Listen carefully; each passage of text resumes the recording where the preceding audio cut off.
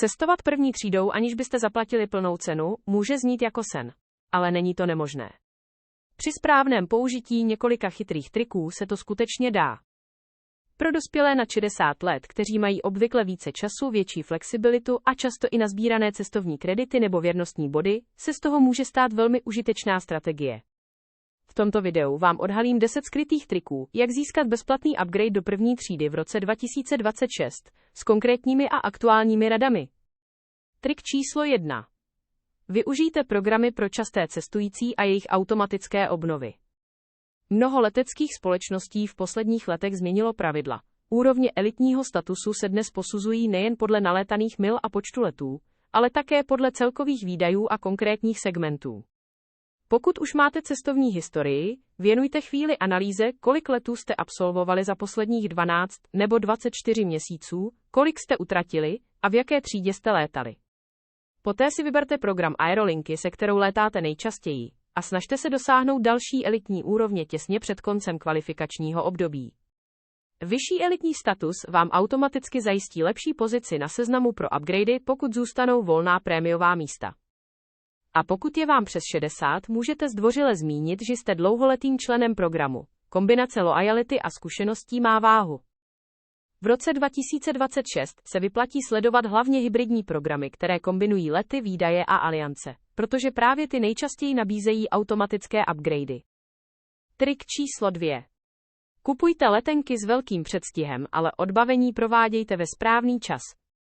U mnoha aerolinek se místa v první třídě uvolňují v klíčových okamžicích, při rušení rezervací nebo při změnách na poslední chvíli. Když si letenku v ekonomické třídě koupíte brzy, máte jistotu letu.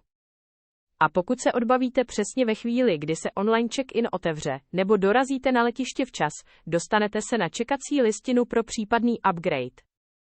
Kdo přijde pozdě, ten už většinou nemá šanci, protože upgrady jsou rozdělené.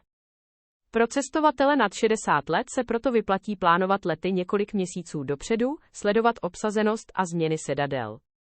V den odletu pak přijít připravený, upravený a s klidným vystupováním. Algoritmus sice nevidí váš věk, ale lidský faktor u přepážky nebo u gate stále hraje roli. Trik číslo 3. Létejte v méně vytížených časech a na trasách s nízkou poptávkou po luxusu. Bezplatný upgrade je mnohem pravděpodobnější tehdy, když business nebo první třída není plná. Aerolinka raději obsadí prémiové sedadlo, než aby zůstalo prázdné. Zaměřte se na středně dlouhé nebo regionální lety v Evropě či Latinské Americe, nikoli na nejexkluzivnější dálkové trasy. Brzké ranní lety nebo odlety ve všední dny jsou ideální. Pokud cestujete sami nebo v páru, můžete personálu zmínit, že dáváte přednost klidu. To často zvyšuje šanci, že budete vybráni pro volné prémiové místo. Trik číslo 4. Dělejte si dvojitou kontrolu obsazenosti a zůstaňte flexibilní.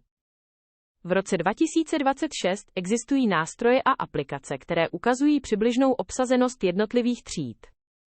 Před nákupem letenky se podívejte na mapu sedadel v business nebo první třídě. Pokud je tam hodně volných míst, šance na upgrade roste. Kupte ekonomickou třídu, ideálně s možností změny, a několik dní před odletem situaci znovu zkontrolujte. Pokud se první třída stále neplní, zdvořile se zeptejte u přepážky. Klidné a respektující chování obvykle pomáhá. Trik číslo 5. Optimalizujte oblečení, příchod a komunikaci s personálem. I když to zní banálně, první dojem hraje roli. Čisté a jednoduché oblečení, upravený vzhled, organizovaná zavazadla a úsměv mohou rozhodnout. V roce 2026 může fungovat i nenápadná osobní poznámka, například, že slavíte výročí, nebo že by vám pohodlnější let výrazně pomohl dorazit od počatí. Nežádejte, jen s vděčností naznačte otevřenost k případné možnosti upgradeu. Trik číslo 6. Používejte míle a body strategicky. Nespěchejte s jejich utracením. Mnoho aerolinek nabízí kombinaci bodů a malé doplatky nebo automatické upgradey pro elitní členy. V roce 2026 se objevují i speciální upgrade vouchery pro starší cestující. Pokud takový máte, ukažte ho u přepážky. Dává vám to 2 šance místo 1. Trik číslo 7. Využívejte last minute zrušení a standby upgradey.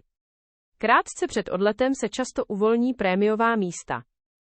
Buďte na letišti včas, požádejte o zařazení na čekací listinu a sledujte oznámení v aplikaci Aerolinky. Pokud zmíníte pohodlí nebo zdravotní důvody, může to hrát ve váš prospěch. Trik číslo 8. Létejte z menších letišť nebo po méně prémiových trasách. Na menších letištích je méně konkurence a více viditelnosti. Přestup přes menší uzel může zvýšit šanci na upgrade. Pro starší cestující se malá zacházka často vyplatí výměnou za pohodlí. Trik číslo 9. Využívejte střední sezónu. Cestujte mimo školní prázdniny, svátky a hlavní sezónu nedělní poledne nebo pondělní rána jsou ideální. V roce 2026 se vzorce cestování změnily a právě cestovatelé nad 60 let z toho mohou těžit nejvíce. Trik číslo 10. Budujte strategický vztah s Aerolinkou. Zanechávejte pozitivní hodnocení, komunikujte se zákaznickým servisem a udržujte aktivní profil věrnostního programu. Některé aerolinky nabízejí překvapivé upgradey cestujícím s dobrým interním hodnocením. Nejde o to žádat, ale být vnímán jako spolehlivý a loajální klient. Dostat se zdarma do první třídy není kouzlo. Je to kombinace správného načasování, přípravy, postoje, loajality a flexibility. Pro cestovatele nad 60 let je to v roce 2026 reálná příležitost, jak cestovat pohodlněji bez placení plné ceny. Použijete-li tyto triky, výrazně zvýšíte své šance. Každá aerolinka má jiná pravidla, proto se vždy přizpůsobte konkrétní společnosti a sledujte aktuální podmínky.